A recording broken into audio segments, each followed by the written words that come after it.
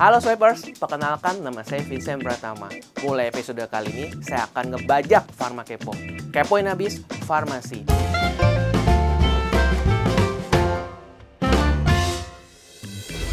Nah, jangan lupa juga Swipers untuk kepoin buku aku ya. Nah, buku aku judulnya Panduan Obat-obat yang Sering Dikonsumsi di Indonesia.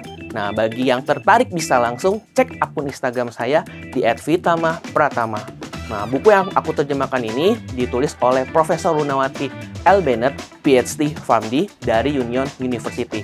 Satu-satunya prof yang memiliki gelar PhD dan PharmD di Amerika Serikat. Nah, buku yang saya terjemahkan ini sudah dijual di Amerika loh dengan judul Consumer Guide to Prescription and Over-the-Counter Medication. Nah, bagi yang kepo, buku ini diterbitkan oleh Nova Science Publisher, salah satu penerbit terbaik tingkat akademik di dunia. Nah, langsung aja kita bahas ke materi kita di episode kali ini. Nah, kita akan membahas tentang dislipidemia. Swipers, kira-kira apa aja obat yang termasuk ke dalam obat dislipidemia? Langsung aja kita bahas yuk. Apa itu dislipidemia? Nah, Swipers, dislipidemia didefinisikan sebagai kelainan metabolisme lipid yang ditandai dengan peningkatan maupun penurunan kadar fraksi lipid dalam plasma.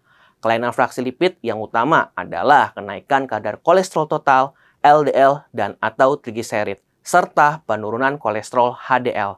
Dislipidemia merupakan salah satu faktor resiko penting untuk terjadinya beberapa penyakit kardiovaskular, antara lain seperti penyakit jantung koroner dan stroke, di samping faktor risiko lain seperti diabetes mellitus, obesitas, dan hipertensi.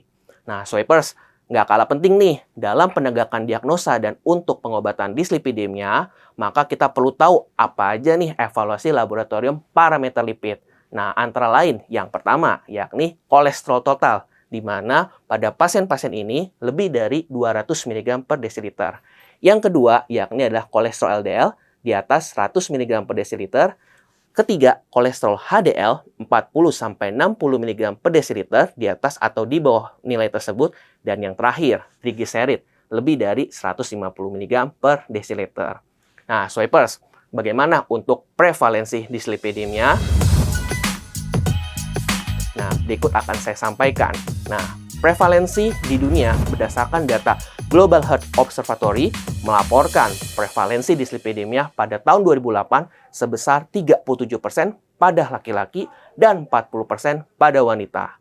Nah, sementara untuk di Indonesia sendiri berdasarkan data Riset Kesehatan Dasar atau Riskesdas tahun 2018 melaporkan 28,8% dari penduduk Indonesia berusia lebih dari 15 tahun memiliki kadar kolesterol total abnormal atau setara dengan lebih dari 200 mg per desiliter. Dan pada pasien-pasien perempuan lebih banyak dibandingkan laki-laki dan penduduk perkotaan yang lebih banyak dari penduduk pedesaan. Sehingga hal ini Swipers perlu perhatikan secara mendetail. Faktor risiko dislipidemia. Nah, ada dua nih teman-teman yang terkait dengan faktor risiko dislipidemia. Yang pertama, dislipidemia primer. Terjadi akibat kelainan genetik seperti hiperkolesterolemia poligenik, familial, atau hipertrigliseridemia primer. Nah, yang kedua nih, dislipidemia sekunder. Nah, Swipers, ini yang sering kita temukan ada di Indonesia. Terjadi akibat penyakit lain dan atau pemakaian suatu obat. Nah, saya akan sampaikan ini titik poin terpenting Swipers yang perlu diketahui untuk penyakitnya. Yang pertama, seperti hipotiroid, sindrom nefrotik, kolestatik hati, gagal ginjal kronik, obesitas, dan DM tipe 2. Nah, yang paling penting Swipers yang perlu diketahui ketika kita ada di komunitas atau pelayanan untuk penggunaan obat-obat yang dapat menyebabkan dislipidemia. Saya akan sampaikan. Yang pertama, pil kontrasepsi atau yang teman-teman kenal, pil KB. Yang kedua, obat-obat steroid. Ketiga, obat-obat penyakit HIV seperti saquinavir, lopinavir, golongan protease inhibitor. Dan yang keempat, yang sering sekali kita temukan di komunitas, yakni obat-obat antihipertensi seperti golongan thiazid dan beta blocker.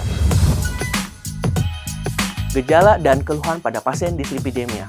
Nah, Swipers perlu ketahui nih, ada gejala-gejala umum yang diderita oleh pasien dislipidemia.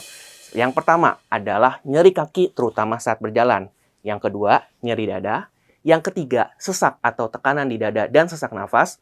Yang keempat, nyeri dan tekanan di leher, rahang, bahu, dan punggung.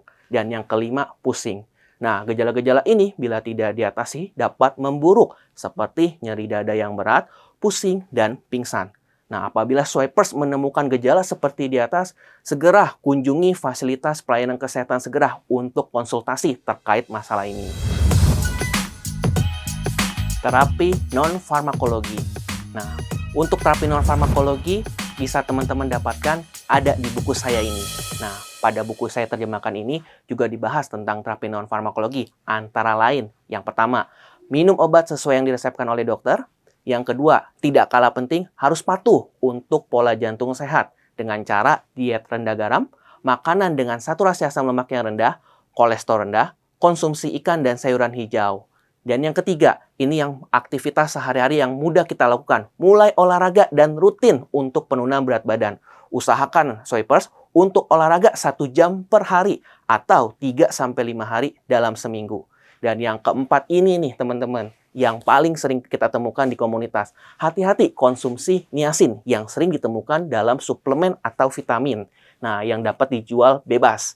Nah, beberapa dapat menyebabkan flushing, kemerahan pada wajah, atau kerusakan hati. Sehingga apabila mau menggunakan suplemen ini, perlu konsultasi ke dokter atau apoteker sebelum menggunakan produk-produk ini. Terapi farmakologi statin.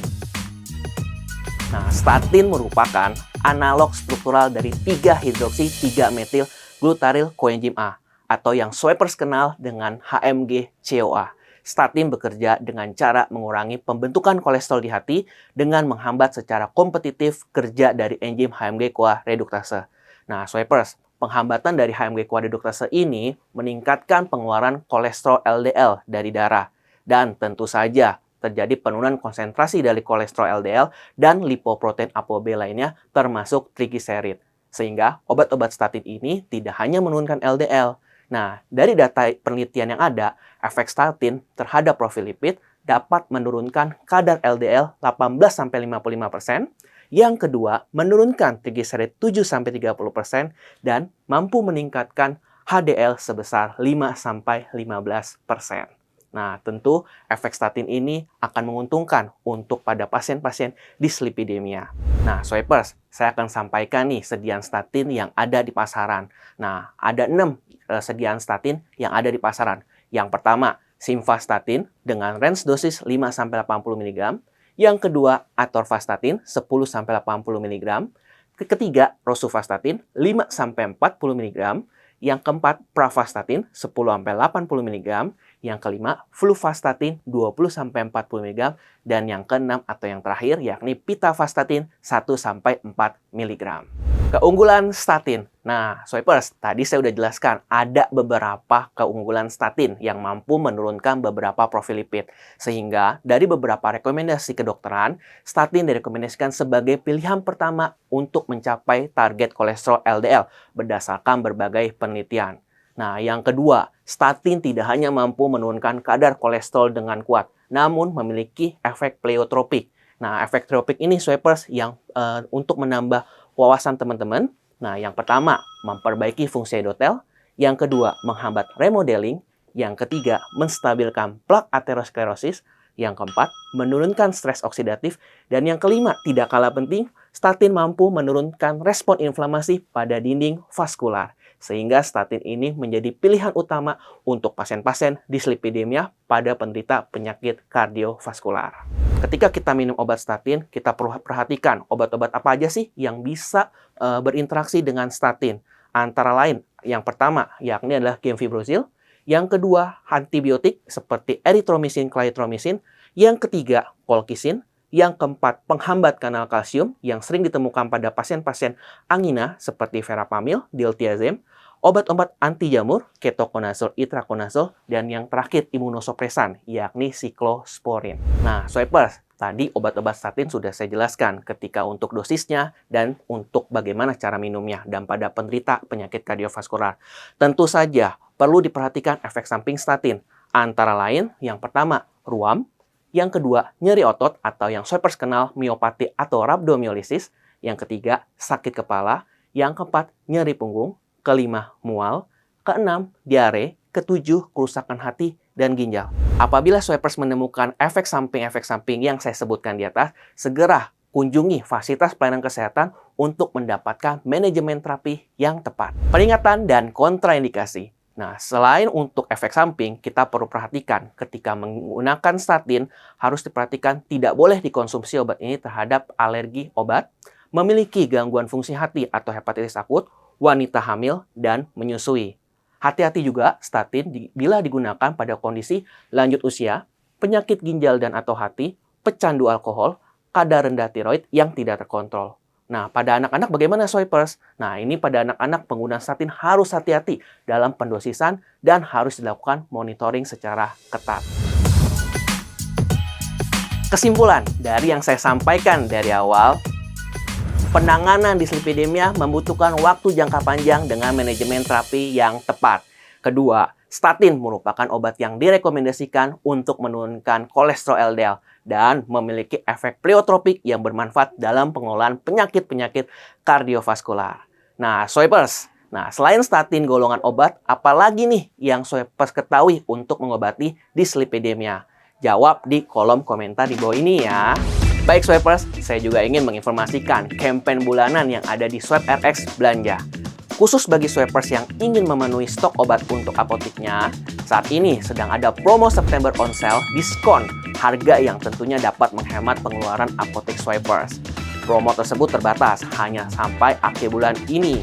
Nah, saya sarankan langsung aja cek promonya di link yang tertera di kolom deskripsi di bawah ini. Nah, sampai di sini dulu episode Pharma Kepo kali ini ya. Jangan lupa juga untuk subscribe, like, and share. Serta jangan lupa aktifkan fitur lonceng untuk mendapatkan notifikasi konten kami selanjutnya. Swipers, tetap jaga kesehatan ya. Sampai jumpa di episode berikutnya. Pharma Kepo, kepoin abis farmasi. Swipe RX.